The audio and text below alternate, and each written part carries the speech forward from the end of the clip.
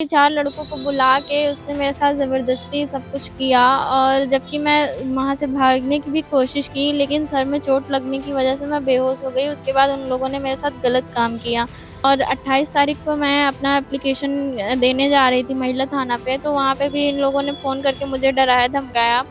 कहा कि अगर ऐसा करोगी तो जो तुम्हारे साथ हुआ है वही तुम्हारी बहनों के साथ करेंगे, तुम्हारे घर वालों के लिए भी अच्छा नहीं होगा, तो मैं डर की वज़ह से चली आई।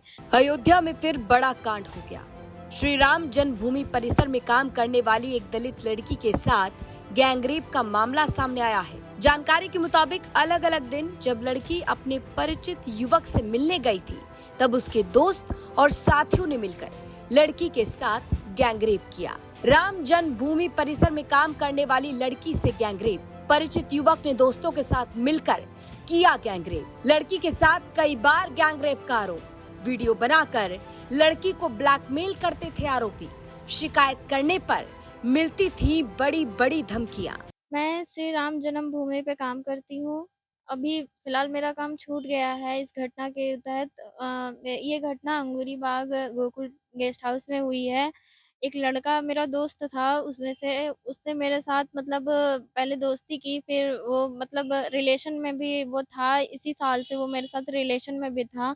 लेकिन वो अचानक से अपने दोस्तों के साथ में बातचीत करके पता नहीं क्या, कैसे, मुझे नहीं पता उस सब चीज़ के बारे में। लेकिन उसने ऐसा पता नहीं क्या किया कि 4 लड़कों को बुला के उसने मेरे साथ ज़बरदस्ती सब कुछ किया और जबकि मैं वहाँ से भागने की भी कोशिश की, लेकिन सर में चोट लगने की वज़ह से मैं बेहोश हो गई। उसके बाद उन लोगों ने मेरे साथ गलत काम किया, जिसकी वज़ह से मैं शाम को होश आया तो जो वहाँ पे लड़के जितने लोग थे, जिनको मैं देखी थी, वो सब वहाँ पे नहीं थे। शाम को सिर्फ़ वहाँ पे 2 ही लड़का था, वंश चौधरी और विनय। वही दोनों थे और फिर उसके बाद में मुझे शाम के टाइम में यहाँ से निकाल के गेस्ट हाउस से निकाल के वो गैराज पे ले गए। वहाँ पे भी उन लोगों ने मेरे साथ वही सब दुष्कर्म किया मेरे साथ में।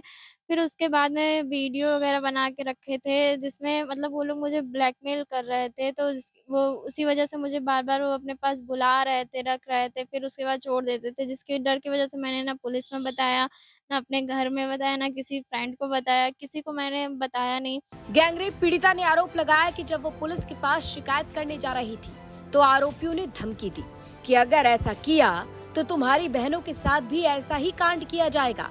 वहीं पीड़िता ने यूपी पुलिस पर भी गंभीर आरोप लगाए हैं। तो वहाँ पे महिला थाना पे जब मैं गई तो उन्होंने बोला ये सारी घटना जो भी है वो झूठा है और क्या कहते हैं जो भी तुमने मतलब लिखवाया है वो सही नहीं है और मतलब मुझे ही उन्होंने गलत बताया कि तुम गलत हो, लड़के ऐसा नहीं कर सकते हैं।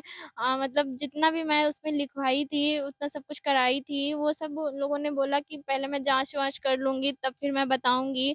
उसके बाद 2 तारीख को मैं 12 बजे तक इंतज़ार की, जब मतलब मेरे पास कोई फ़ोन वग़ैरह नहीं आया महिला थाना से, तो फिर से मैं वहाँ पे गई एसएसपी सर के यहाँ, वहाँ से आदेश हुआ एसपी सिटी सर के यहाँ, फिर मैं वहाँ पे भी गई, तो वहाँ से मतलब महिला थाना कैंट के सी एसएचओ को बुलाया गया, उनको बताया गया कि मेरा केस दर्ज हो और मतलब मेरा एफआईआर लिखा जाए। तो वो लोग मुझे 2 बजे से लेकर के फिर रात को 9 बजे मेरा केस दर्ज हुआ है।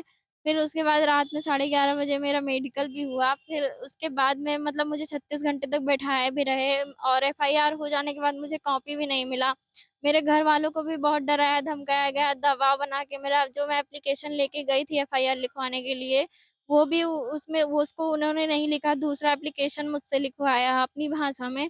बोले कि जो-जो मतलब इसमें मेन-मेन है वो चीज़ इसमें लिखो और क्या कहते हैं उससे ज़्यादा मतलब कुछ भी मत लिखना।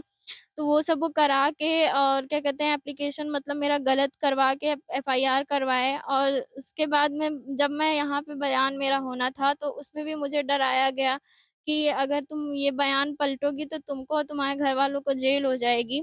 इस वज़ह से मैं उनके डर के दबाव में आके मैंने ये सब बोला और यहाँ पे भी मेरे घरवालों को बोला गया कि अपनी लड़की को बाहर ना आने दिया जाए, नहीं तो अगर कुछ भी होगा तो उसके ज़िम्मेदार हम नहीं होंगे, ना उसको नौकरी करने दिया जाए, बाहर पढ़ाई-लिखाई वो कर रही है तो फैज़ाबाद उसको आने की कोई ज़रूरत नहीं है, नहीं तो अगर कोई कुछ भी होगा तो उसके ज़िम्मेदार हम नहीं होंगे। मेरे घरवालों को पैसे का लालच दिया गया कि अगर मतलब अगर अपनी लड़की की इज़्ज़त चाहते हो तो घर में बैठा के रखो और मतलब केस-वेस ना करो नहीं तो फिर बहुत वो लोग मतलब बड़े ये एसएचओ थाना कैंट ने बोला। मेरे माँ-बाप से बोला कि अपनी लड़की की अगर इज़्ज़त चाहते हो तो कहीं भी बाहर मत निकलने दो, मीडिया पे ना शोने होने दो, नहीं तो इज़्ज़त जाएगी, कहीं शादी-ब्याह नहीं होगा। उन्होंने बोला कि मैं कुछ पैसा दिला कर के तुम्हारे मतलब तुम्हारे लड़की की ज़िंदगी मतलब सही हो जाएगी, जो भी हुआ। तो मेरे घर वाले ने कहा भी कि मुझे न्याय चाहिए, मुझे पैसा नहीं चाहिए। मेरे घर वालों ने इतना कहा, लेकिन उनको इतना डरा दिया गया है कि अब वो मतलब मेरा साथ देने से भी डर रहे हैं। पीड़िता ने आरोप लगाया कि इस मामले में 2 सितंबर को रिपोर्ट दर्ज की गई थी, लेकिन पुलिस ने उसे और उसके परिवार को मीडिया से दूर रहने की धमकी दी। कहा कि पैसे दिला देंगे, कंप्लेंट मत करवाओ, वरना बेइज्जती होगी। आरोप है कि पहले तो पुलिस ने चक्कर कटवाए और फिर एसएसपी ने केस दर्ज करने का आदेश दिया। पीड़िता कहती है कि 2 बजे से बैठे थे, लेकिन पुलिस ने 9 बजे जाकर केस दर्ज किया और एफआईआर की कॉपी तक नहीं दी। अयोध्या में गैंगरेप के इस मामले के बाद यूपी पुलिस एक बार फिर से सवालों के घेरे में आकर खड़ी हो गई है। अब इस पर आपकी क्या राय है, ये हमें कमेंट बॉक्स में जरूर बताएं। अयोध्या से बनबीर सिंह की रिपोर्ट, यूपी तक।